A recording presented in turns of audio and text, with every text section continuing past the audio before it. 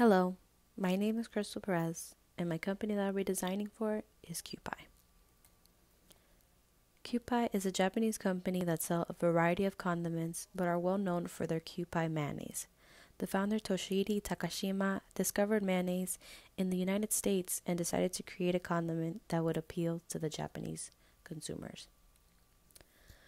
The current chairman of Kewpie is Aname Takashima. He has 3 other board members that help with the improving of quality of the taste of the products in the company and maintaining the values of the company. The company's philosophy, Toshiro Takashima came up with a motto for Kewpie called Rakugai Kai Etu, which means the people that have the same goals endure together and smile together. The Kewpie company is all about creating a comfortable workplace that you can call home. Here are a few design guidelines that I decided to write down before space planning. The idea of integrating a workplace where users will feel more relaxed and exercise meditation while working. Developing spaces that are flexible and easy to move around to create areas for meetings, focus, and huddle rooms.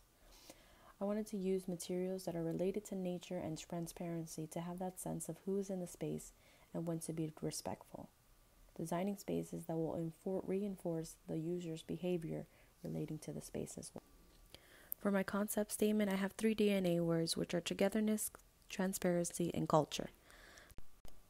The design of the Kewpie office maintains the brand identity of creating a space where people can feel at home. Incorporating the Japanese culture, transparency, togetherness in the interiors will bring a unique and diverse experience to the Miami location. My concept model was inspired by my 3 DNA words, culture, transparency, and togetherness.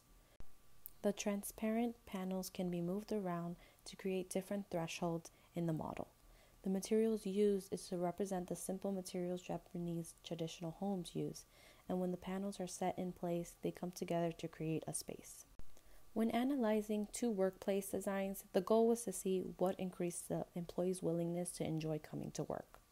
I found that wellness, productivity, and brand recognition were 3 main points for users to enjoy coming to work. For wellness, it is important to have a connection to nature, having areas that help with physical health and providing areas of isolation and silence. To make the users more productive, it is essential to have areas that are distraction-free zones. Giving the user the ability to have control in the space is also helpful with producing productivity. Also, providing areas of collaboration to engage with people in the workplace is helpful as well. With brand recognition, incorporating areas that include the values of the company through the employees is essential with brand recognition. Making sure that they know that they have an identity in the space is helpful.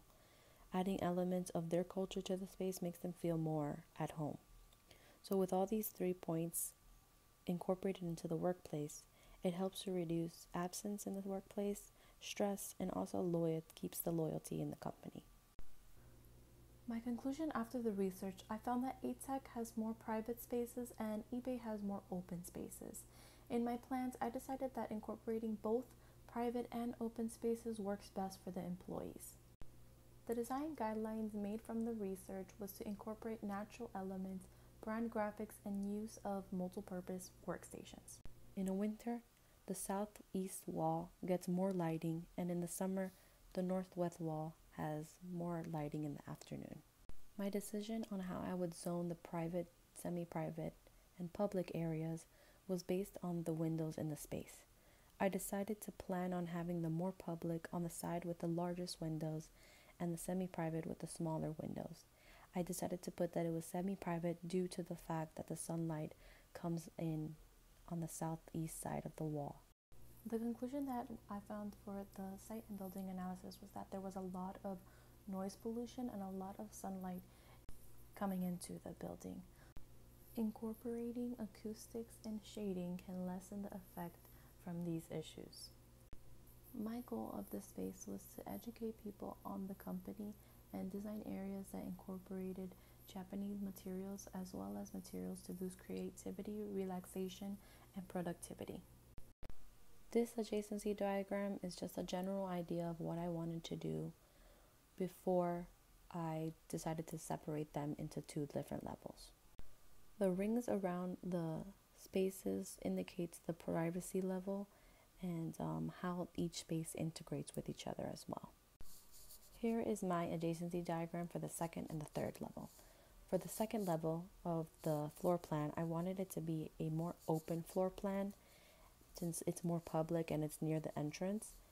And for the third level of the floor plan, I wanted it to be a more private area since there are the executives up there. I wanted it to have a hierarchy of respect. Here are a few selected materials for the space.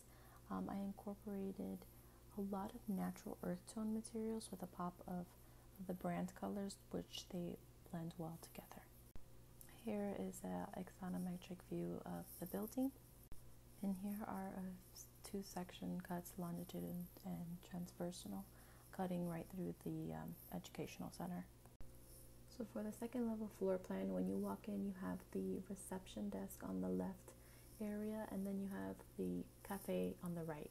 When you walk in through the space, the first thing you will notice is the educational center, and then on the right side we have workstations of HR and accounting, and we also have a fitness workstation where people can use to relax or just get off the chair if they wanted to.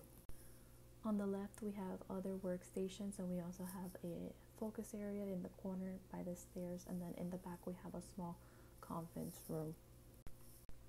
For the second level RCPs, I added a drop down ceiling in the walkway to define the circulation path, and then I also added a few different lighting such as the panels, recessed lighting, and pendant lighting. Here are a few elevations of the small conference room, workstations, and the educational center, which has a TV to educate people on the history of Kewpie. Here are just two perspectives of the lobby and the cafe. And then these are two perspectives of the educational center. That's what you see when you first walk into the building. And then inside the educational center are areas of seating with the TV to educate people on the history of Kewpie. For the third floor plan, when you come up the stairs, there's a lounge area, and then we have an open to below area.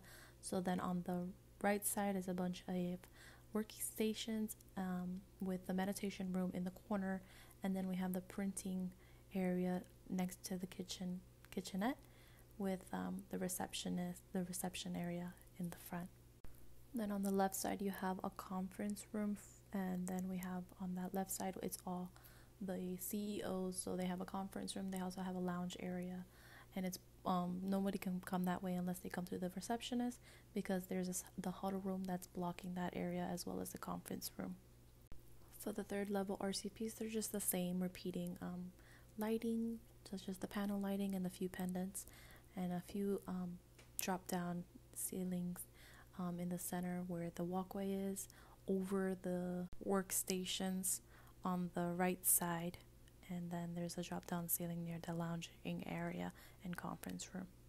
This is just a few elevations of the hoteling, the kitchenette, and then the large conference room.